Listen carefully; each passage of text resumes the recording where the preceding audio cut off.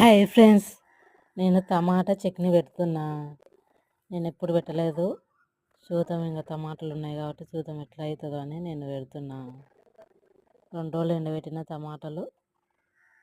2 రోజులు ఎండబెట్టిన తర్వాత ఇంకా పోసి పెట్టిన ఆవాలు, జీలకర్ర, ఎల్లిపాయల నిరుపుతులు వేసిన తర్వాత ఇంకా కారం పొడి వేస్తున్నా.